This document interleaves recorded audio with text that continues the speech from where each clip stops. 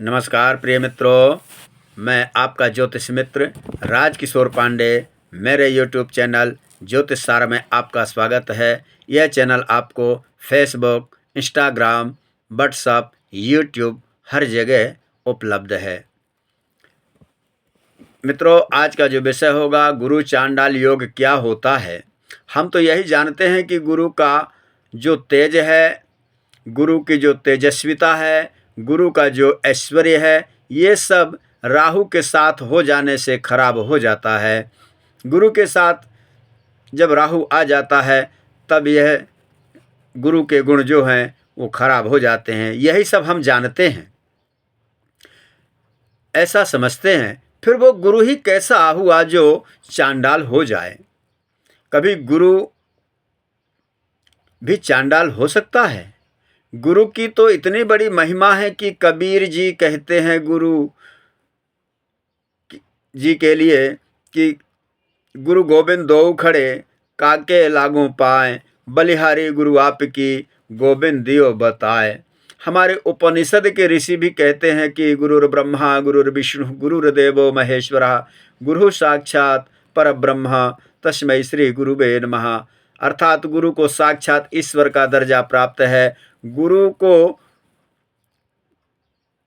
तो इतना बड़ा जब दर्जा प्राप्त है और फिर गुरु क्रिएटर भी है, गुरु सृजनकर्ता भी है, गुरु प्रोटेक्टर भी है, और जो जो शरीर में व्यर्थ की चीज़ें हैं उन सब का नाश करके अच्छी चीज़ों का सृजन करते हैं, दूसरी चीज़ें शरीर में भर देते हैं। इतनी बड़ी महिमा गुरु की है। फिर पराशर ऋषि कहते हैं कि गुरु चांडाल योग, तो ये क्या मतलब है, इसका क्या मतलब हुआ, ये समझने की बात है। होता है, ऋषि विश्वामित्र ने क्रोध में आकर के ऋषि वशिष्ठ के 100 पुत्रों को नष्ट कर दिया था। विश्वामित्र जी का ईगो इतना बढ़ गया था कि वशिष्ठ जी के 100 पुत्रों को नष्ट कर दिया था। और फिर बाद में विश्वामित्र भगवान श्री राम जी के गुरुदेव भी बने। इधर थोड़ा डीप में जाने की बात है, गहराई में जाकर के समझने की बात है। मैं यह चाहता हूं कि आप इस विषय को बड़ी बारीकी से समझें। पराशर ऋषि जी कहते हैं कि बहुत हो गई बाहर की यात्राएं, बहुत इधर उधर भटक लिया, थोड़ा भीतर भी आओ। ये भीतर आओ ये क्या है, इस विषय में जानना चाहते हैं। यत् पिंडे तद ब्रह्मांडे,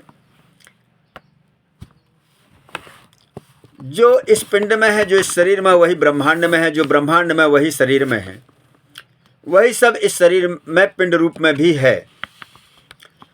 तो जब बाहर की यात्रा हो तो राहु, और जब भीतर की यात्राएं हो तो गुरु। दो ही तो मार्ग हैं।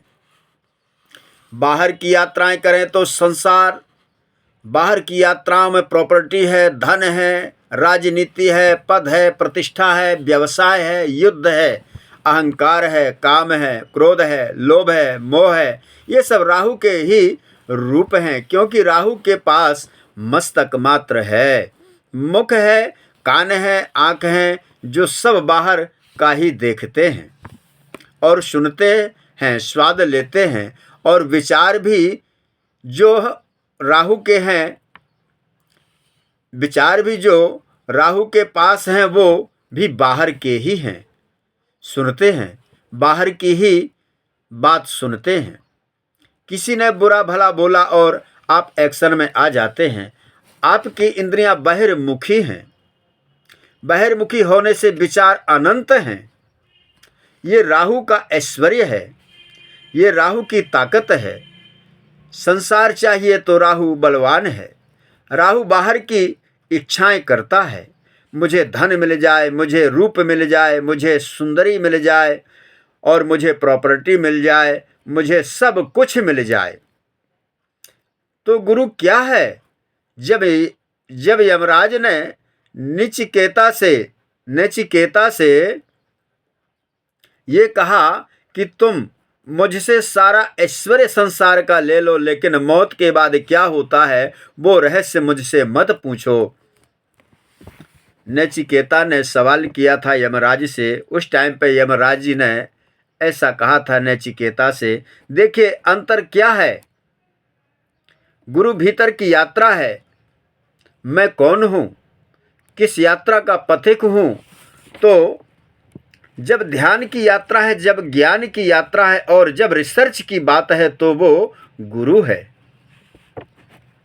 गुरु चांडाल नहीं होता, बल्कि खूबी ये है कि जब गुरु के साथ राहु आ जाता है तो राहु भी पुरस्कृत हो जाता है। इसका ये मतलब हुआ कि ये व्यक्ति पहले बाहर की तरफ बहुत दौड़ा है, अब इसकी चेतना प्रज्ञा जागी और होश में आया। अब ये भीतर की भी यात्रा का भी पथिक हो गया है। भीतर की यात्राओं ने साक्षात्कार करा दिया है। ये गुरु और राहु के एक साथ होने का योग है, जिसे गुरु चांडाल कहते हैं। मित्रों, फिर मिलते हैं आगे वीडियो में। आज तक के लिए आप सबको मेरा नमस्कार।